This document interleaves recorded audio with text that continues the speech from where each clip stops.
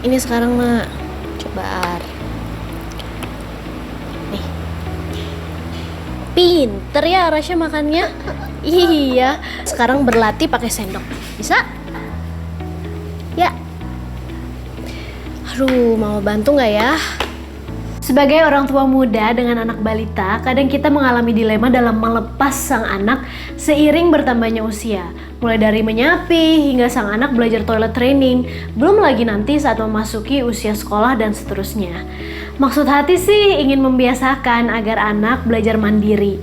Tapi tentunya sebagai seorang ibu, rasanya selalu ingin membantu anak. Sebenarnya gimana sih batas-batas antara membimbing anak dengan memanjakan?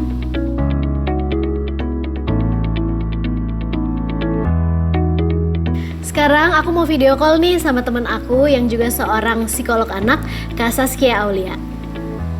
Hai Kak Saski, aku mau tanya-tanya dong. Hai Tasya, gimana? Iya, jadi aku kan mau menerapkan soal kemandirian nih, mau ngajarin Arasya untuk mandiri karena sebagai orang tua pastinya kita pengen dong anak kita bisa mandiri.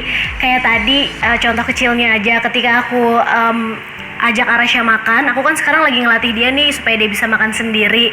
Nah, tapi tuh tadi pas dia coba makan pakai sendok, yang ada sendoknya masuk, makanannya jatuh. Yang membuat aku jadi gregetan gitu loh, rasanya pengen banget bantuin. Nah, aku jadi bingung deh Kak, sebenarnya kita sebagai orang tua tuh boleh sejauh apa sih involve membantu kegiatan sehari-hari si kecil tanpa kita ngerasa kayak manjain dia gitu Kak? Kebayang banget sih kalau seumur-umur anak Tasya, anak aku tuh memang lagi agak susah diatur, tapi kita kepingin ya dia mandiri. Nah, kalau ditanya batasannya tuh kayak gimana, sebetulnya kita balik lagi nih Syah, kita lihat oke, anaknya kemampuannya udah sampai mana. Kalau kita deg-degan, kita tunggu dulu baru kita bantu. Jadi kasih jeda waktu untuk anak melakukan kegiatan sendiri.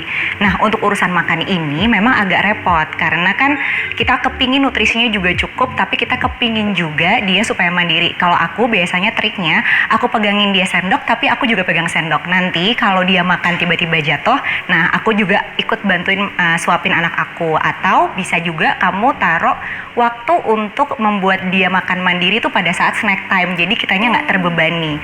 Sebenarnya sih balik lagi ke kemampuan perkembangannya seperti apa. Setelah dia bisa melakukannya, baru kita bantu. Kadang bisa cuma dengan instruksi, atau kalau nggak bisa banget, baru nih akhirnya kita bantu segala kegiatannya. Jadi pelan-pelan aja menuju proses kemandiriannya.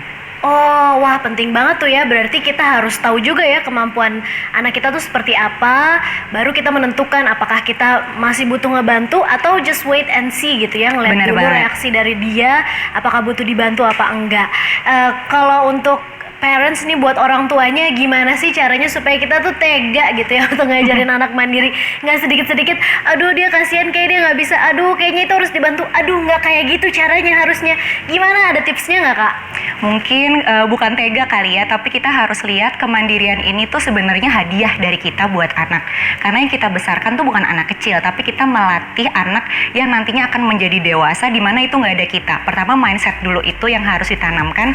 Oh, anak tuh akan membesar, jadi butuh loh dikasih hadiah, dia bisa melakukan kegiatan-kegiatan tersebut sendiri. Dan jangan lupa sebenarnya bayi kita atau anak kita tuh pintar, jadi dia diberikan kepada kita tuh udah, oh otaknya tuh sudah bisa bekerja dengan baik, tapi hanya perlu stimulus tambahan. Jadi kadang-kadang sebagai orang tua kita suka meragukan, anak saya udah bisa belum ya, padahal kalau kita tunggu dia bisa segalanya, dia udah diberikan anugerah untuk bisa beroperasi di dunia ini, tinggal kita membantu dan mengurangi kritik pada saat dia melakukan eksplorasinya. Tapi ya parenting zaman dulu dan sekarang memang terasa berbeda. Sekarang mungkin informasi lebih mudah didapatkan, sementara dulu mungkin orang tua mendapatkan cara-cara mengasuh itu turun-temurun. Jarang ada informasi dari luar seperti sekarang dengan mudahnya mengakses artikel di internet, maraknya seminar-seminar, dan akses informasi yang mudah. Kadang beragam informasi ini malah suka bikin dilema ya. Ini bener apa salah ya pola asuhnya? Aku jadi ingat dulu orang tua aku mengajarkan kemandirian kayak gini nih.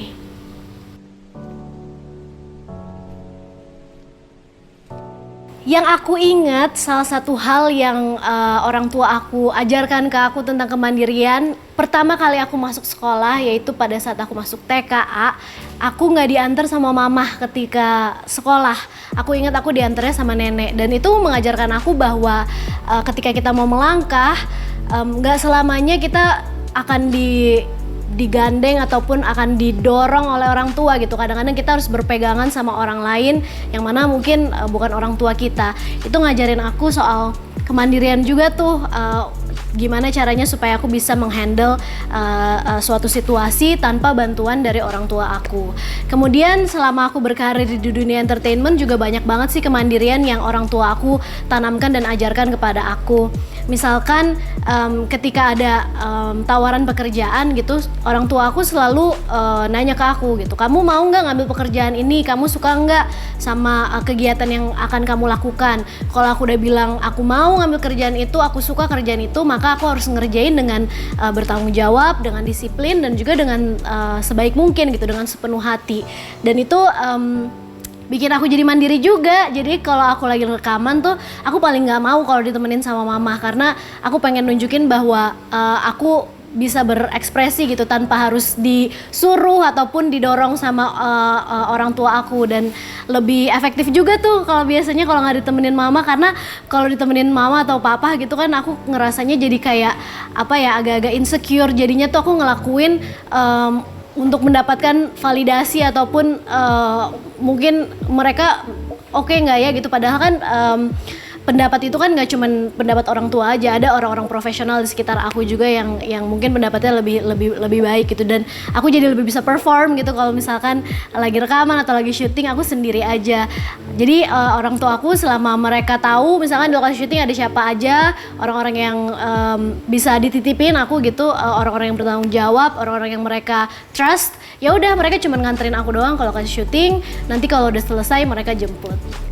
Wah, kemandirian itu ternyata penting banget ya untuk ditanamkan dan juga dilatih ke anak dari sedini mungkin. Karena kemandirian merupakan life skill yang penting untuk saat ini dan juga nanti si anak dewasa dalam memecahkan tantangan dan juga masalah-masalah yang dihadapi dengan caranya dia sendiri. Ternyata kemandirian itu nggak bisa terbentuk dengan sendirinya. Makanya kita sebagai orang tua perlu melatih anak dengan mencontohkan perilaku mandiri, memberikan apresiasi dan motivasi atas kemandirian yang dilakukan anak, memberikan kesempatan juga untuk dia mengeksplor, dan ini semua harus dilakukan secara konsisten. Jadi belajar banyak ya soal kemandirian anak hari ini. Lain kali kita ngobrol-ngobrol lagi ya seputar parenting dan pendidikan karakter anak. Jangan lupa klik like and subscribe. See you!